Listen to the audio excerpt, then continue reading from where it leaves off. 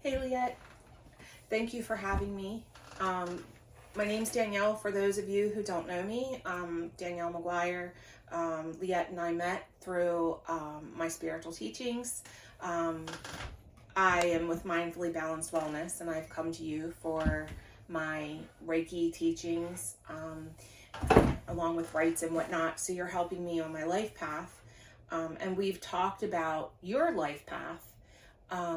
But there's a story that not many of us know about you. And it's a story that people have wanted you to tell in the past, that you have not necessarily been ready to share that story. But in light of today's society and climate and where we are, now you feel the calling to share the story of what happened to you. Right. Well, thank you for doing the interview. I was waiting for the right time and person to do it. So knowing what we're going to talk about is not going to be easy. It's going to be difficult at times. And like I said, when we get to that point, if we need to pause, we can pause. But I thought the best thing to do is let's start with your home life. Let's start in the very beginning. So tell us about Liette and her mom and her dad. Okay. Well, my mom's from Quebec, Canada, and my father's from San Remo, Italy. And he came over from Italy to Quebec and opened several nightclub restaurants. And my mom met him through working at the restaurants after she got out of the nuns convent, because she was raised by the nuns up there, Roman Catholic nuns. And so when she was got out of there, and that was because her mother had died from TB. So her mother was in one of those TB sanatoriums getting,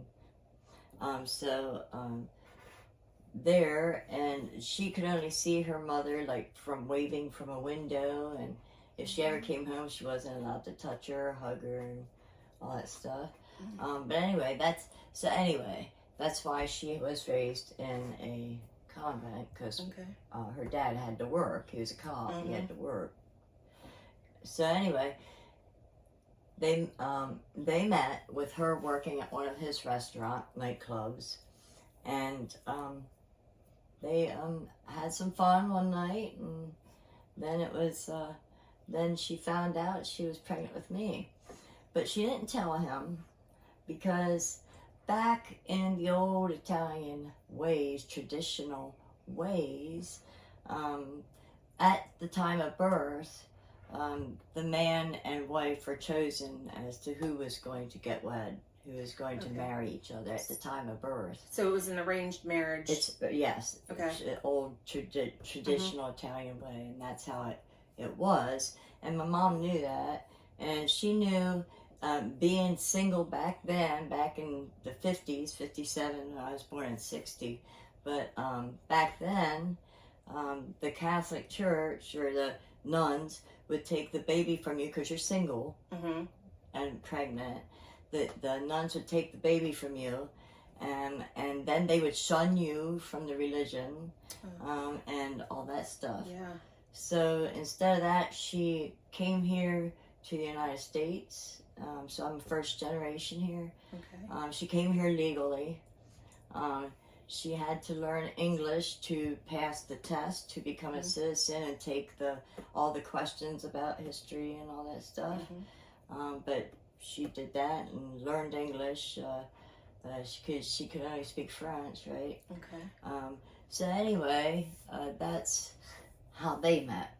So when she came here, then she met my stepfather, who I was raised with, and there's some things I just can't remember. So when she came here from Quebec, did she come to Pennsylvania? Is that where she came in, or was it somewhere else before because she lives in Hanover now? Now it's up in that area, up in near that area. Yeah. So so when she met your stepfather, is that where they settled, or where were you before that? No. They had moved to Yo. Okay. Okay, and this was while she was still pregnant. Okay. I'm not real. I'm not real sure on how she met him, to be honest. But she came here. He told her through the French English dictionary, which is how she learned English. She came here pregnant, and he told her that his mother or father was a doctor, and they weren't. Okay, so a little manipulation there. Yeah. So I came here, and then they moved to Yo. And I was born on a 3rd floor bedroom in an apartment. Oh, wow. Wow. Yeah. So that was the beginning of my life. But when I was born, I was covered in hair, front and back, real big and thick. But that's the Italian showing. Yeah. Yes, yeah. So that's where I began. I was born at home, and okay. Yeah. And you have siblings? Yeah, I have a sister and a brother, and then 2 other stepsisters. But my sister and brother are from where we all have the same mom, just different dads. Okay. Yeah, and then so that's and a normal childhood, so to speak, growing up. Kind of, yeah. We had a pet shop, kind of. We had a lot of fish, and we had monkeys, and I had cool. a blue indigo snake that was bigger than I was. But the funny part about my snake was, this was, what grade was I? I was like young grade school. It must have been like 1st or 2nd grade, doing show and tell, and everybody could come and do show and tell. So the old man is what I call him, because he's no longer in our lives. So anyway, we took the snake to show and tell, and I took it in the classroom, and it was bigger than I was, wrapped all around me and stuff. And everybody started screaming and running to the back of the room. The teacher's like, "Okay, Leah, you can leave now. You may go home." And take the snake with you. You may go home. Thank you very much. That's cool. But yeah, and then we had monkeys too. So that was cool. We in the park they had a special animal contest, and who had the most unique animal or whatever, and I had a squirrel monkey, and I took that, and so I won one of those squirrel monkeys, and yeah, it's pretty. That sounds like it was a lot of fun. Yeah. With all that cool animals. I mean, I could only dream of having a monkey. I think they would be cool to have. Well, they can be a little nasty and violent too. That's what I hear. One of the baboons got out and cornered at my mom and was screaming, and you know how big their teeth are, right? So she was scared out of her mind. You know, and I was like, what? Can't do much the monkey didn't bother me at all. Right. He had her cornered. Wow. Wow. Yeah. But, yeah. So that's... So let's talk about the day. The day. The day where your story starts. So how old were you? Well, in the place we used to live, after the pet shop was, I guess, gone, pretty much, wasn't it? I used to play in the basement, and there was a spirit, an entity that was playing with me, and we would roll the ball back and forth. So that was my first experience, and I guess I don't know about that high, like grade school maybe. So that was my first experience, that there was something otherworldly. And my mom didn't squash it. She didn't say, don't believe in that. Don't, it's you're imagining it, right, or whatever. Right. She just let it go, which I'm grateful for. And then another time, it was back then, in that day, back in the early 60s, we didn't have many air conditioners when it got hot out and stuff. So it was hot, and I thought, well, I'm going to get an ice cube to suck on and cool off. And then I laid down in bed. Now, I was just still young. I was just still grade school age. And I laid down in bed with an ice cube, and it got stuck in my throat. Oh, jeez. Okay. Next thing I know, I'm floating up at the ceiling looking down at my body. And I was like, it kind of startled me. And then all of a sudden I went, woof, just that heavy, just that, with that force, sucked right back into my body. Probably because the cube had melted enough to allow me to get a breath in or something. Yeah. But I was like, so then, after that experience, I was on my bunk bed. After that experience, I'm like, okay, nobody can tell me that there isn't something more that people can't see going on at this young age. Right. I've experienced it, so that was pretty. That was I remember it like it happened yesterday. I'm sure. Yeah. That had to be very alarming, but well, it may be confusing at the same time. Well, it wasn't really confusing. It was like I found it to be initially a little startling, and then like, what interesting. Can I do this again? Because I was very curious, curious and kind of a rebel, and all that kind of stuff. Always experimenting with stuff. Well, yeah, I mean, you and I have talked about numerology and numbers, and you're a very 3 energy, and that is a very creative energy, manifestation and stuff like that, and I could see that with you, because for me, I feel like creativity comes curiosity, so I feel like it's more so curiosity for you. Okay, yeah. So, that's pretty much when it started. And how did it grow from there for you? I was in the Girl Scouts and worked my way up, well, from brownies to Girl Scouts to cadets, and had my sash filled front and back and all that. But I used to, I could feel the energies raised when I would help I would do the church's little kids social group. What the heck are they called? My mind just blanked. Play groups or something like that.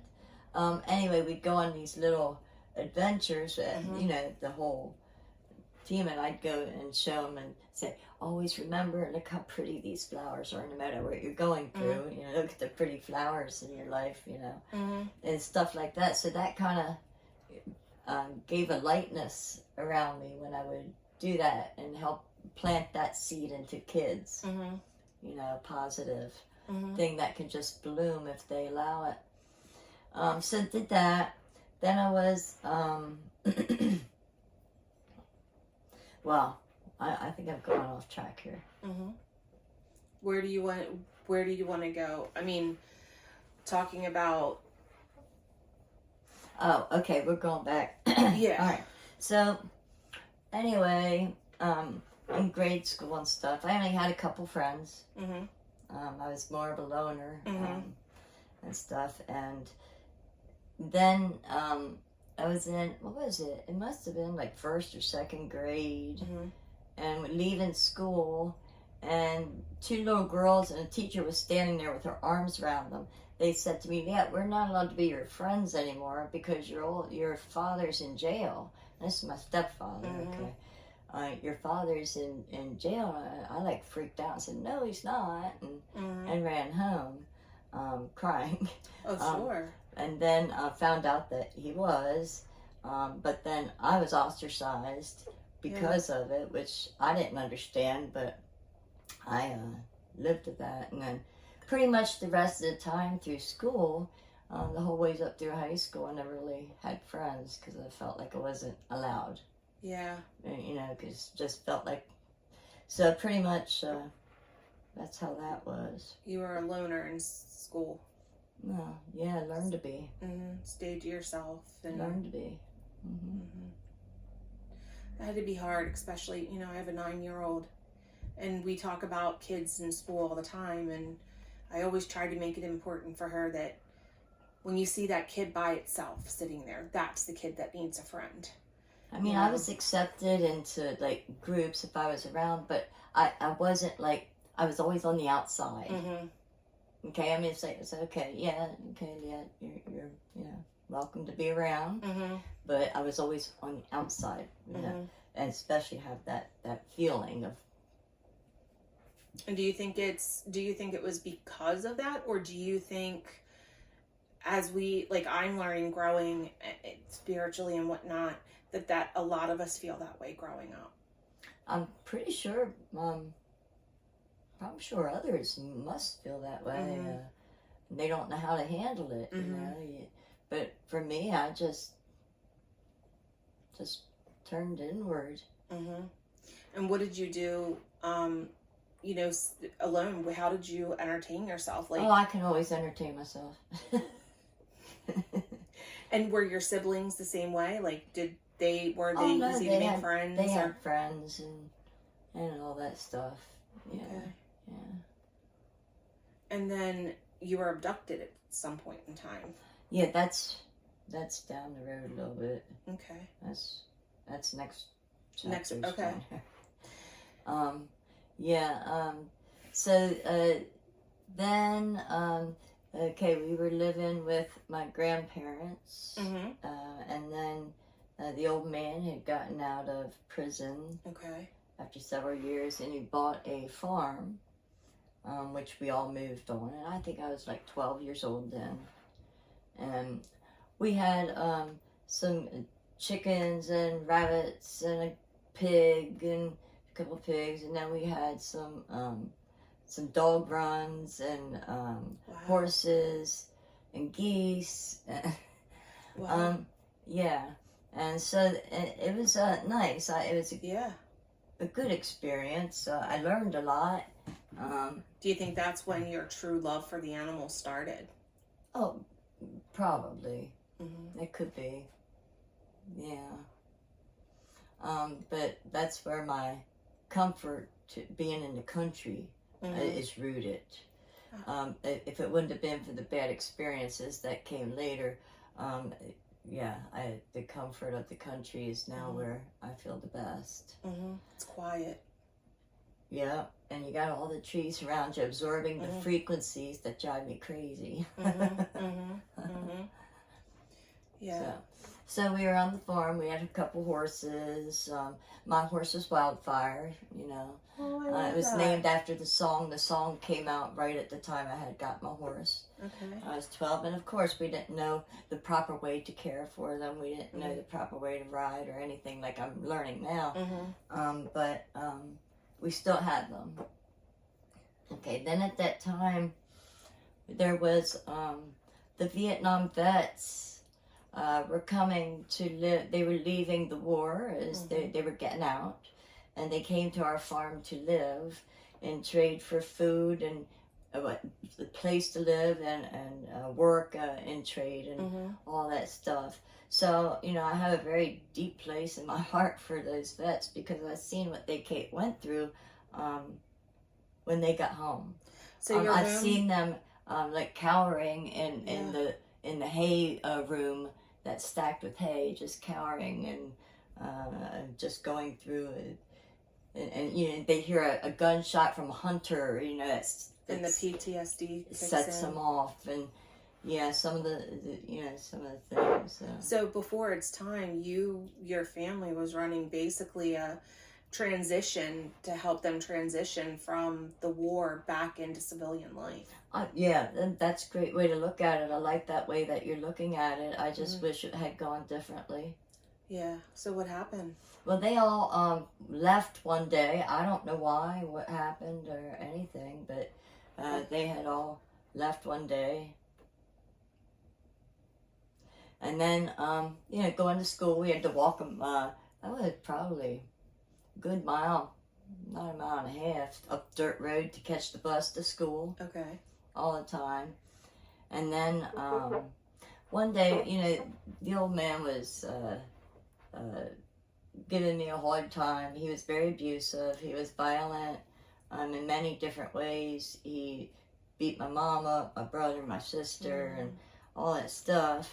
And it was bad. I was going to say, the way you speak with him, the man, it just didn't give me a very positive feeling about him. I had a feeling there was some darkness there.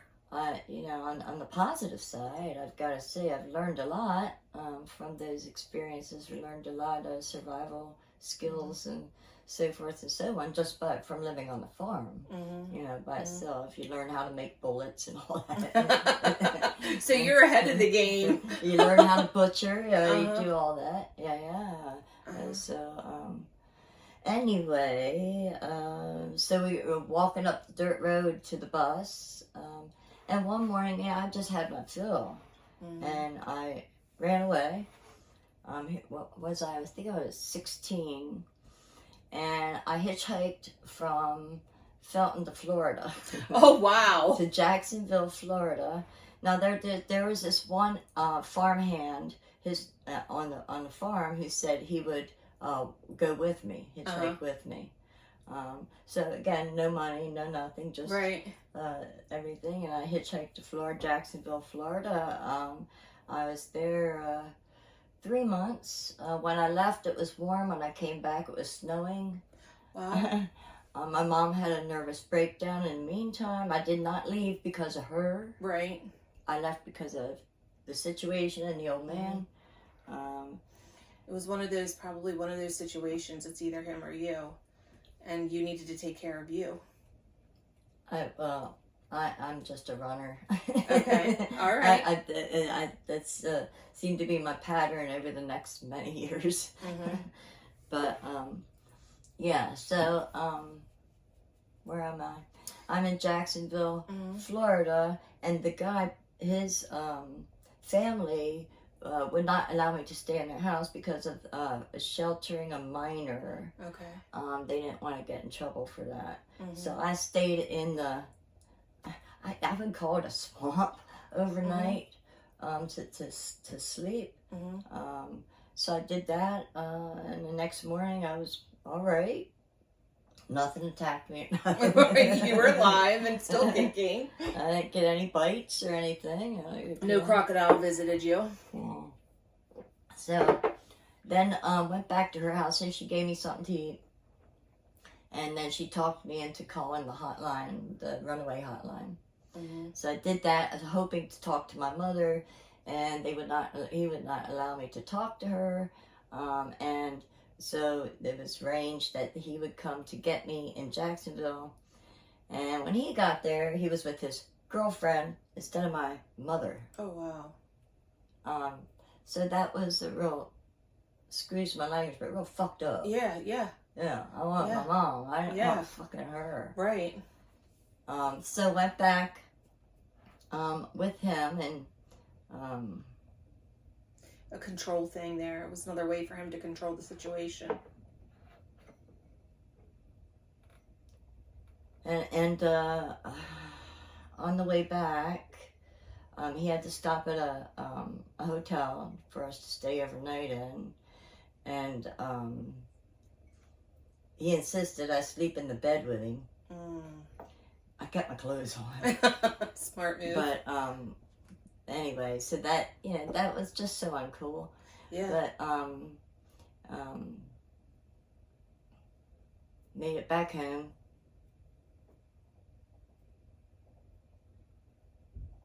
Blanking. So how was your mom when you got home? A nervous wreck. She was really glad to see me. I'm sure. She had a complete meltdown. I felt so bad. I didn't want her to go through that. It wasn't her fault. Right. You know? So. Did you have an opportunity to talk to her about it, or? Yeah. Oh, yeah. Good. Yeah. We're all good. Yeah. So. Good. I think that might be good for tonight. That's fine. Pick up. You'll have to remind me where we're picking up for chapter 2. Yeah. Yep.